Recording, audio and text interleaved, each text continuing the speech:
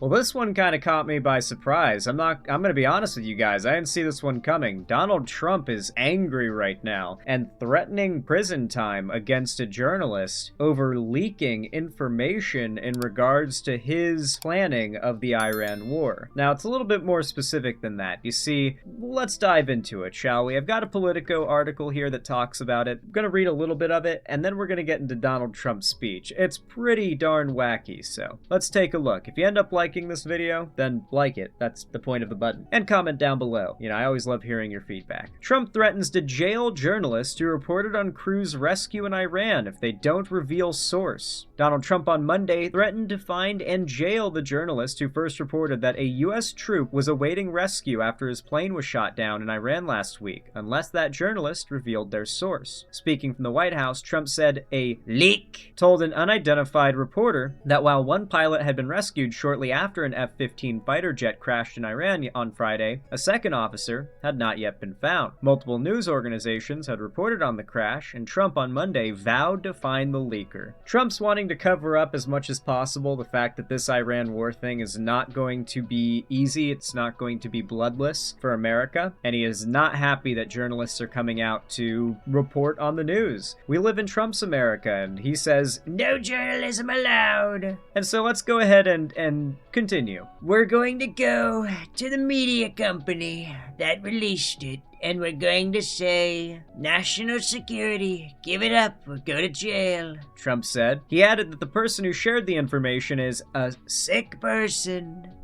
Two crew members of the F-15E Strike Eagle had self-ejected from the cockpit on Friday after Iranian military forces struck their plane. Though the pilot was quickly rescued, the weapons systems officer was not immediately found, and a large-scale rescue mission began. When the officer was finally found, Trump said he was injured quite badly and was bleeding rather profusely, and had treated his own wounds before contacting American forces to transmit his location. This sounds like a badass, to be honest. His rescue involved 155 aircraft, including 4 bombers, 64 fighters, 48 refueling tankers, and 13 rescue aircraft, Trump added. Trump called both rescues extraordinary, but added that we're working very hard to find the leaker. They basically said that we have one, and there's somebody missing, Trump said. The media, he added, didn't know anyone was missing until the unidentified leaker provided the information. "I think anybody would understand that they put that rescue mission at great risk," he said. I don't really know if that's the case. I mean, it's possible that they put the rescue mission at great risk by reporting on it, but I'm gonna be honest, it seems more likely that what Trump considers to be at great risk is the perception that his war is having among the public. Let's go ahead and take a look at Trump's own words. This is his speech today that everyone's been freaking out about. Apparently it is pretty freaking unhinged, so yeah, I'm not exactly surprised. It's Donald Trump after all, but let's get into it. These 2 extraordinary rescues, because it was 2, and as you probably know, we didn't talk about the first one for an hour, and then somebody leaked something, which we'll hopefully find that leaker. We're looking very hard to find that leaker. And talked about there's somebody missing. They basically said that we have one and there's somebody missing. Well, they didn't know there was somebody missing until this leaker gave the information. So whoever it was, we think we'll be able to find it out, because we're going to go to the media company that released it, and we're going to say, national security, give it up. So, like, in what world is this considered illegal? I don't believe it's illegal for journalists to leak stuff like this, right? Like, I don't even know, like, I'm sure there are tons of things that journalists can get in trouble for leaking from, you know, the government, but is something like this off the table? I'm not 100% sure. I'm pretty sure it's not. I think I've seen a million cases of journalists breaking news about things happening in a war, like, knowing what's going on in a war and reporting on it. I don't know if that... granted, it might be up to the discretion of the administration. In that case, then...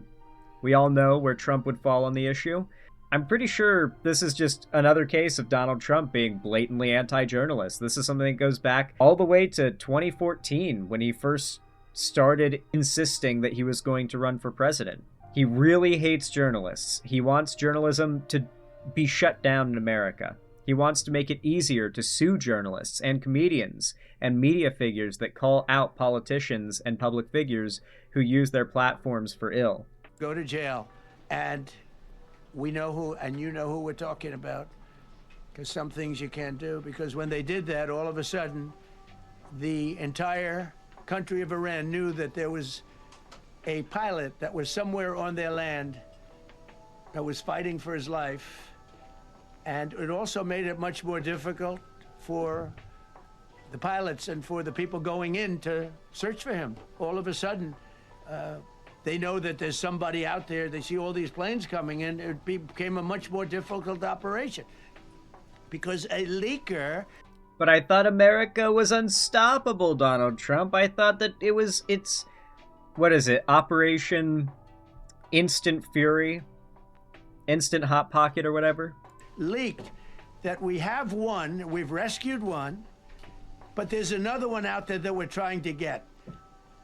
So actually, the country, Iran, put out a major notice, you all saw it, offering a very big award for anybody that captures the pilot.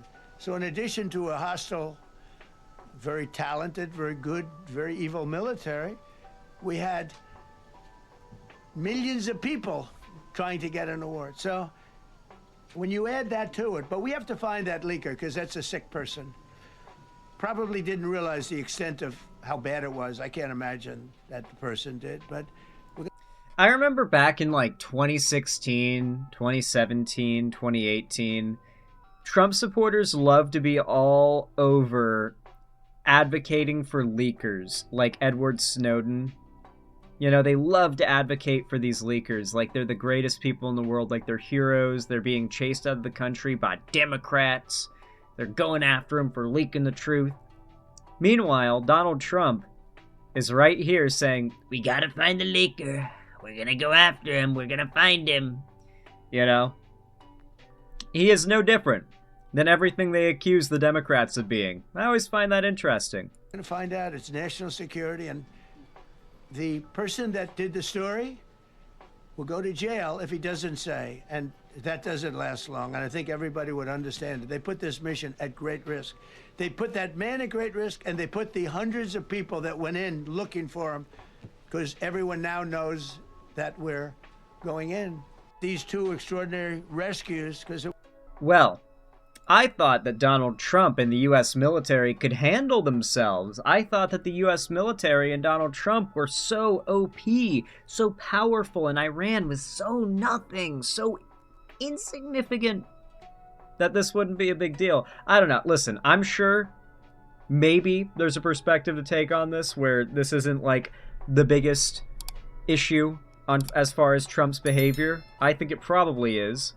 Pardon my massive blister on my thumb from burning the crap out of it. But I don't know. I think that Trump is probably just trying to do a big show of force, right? Like, we know we've got a leaker, but we're gonna find him. I almost feel like this is more of a bluff of strength in a sense.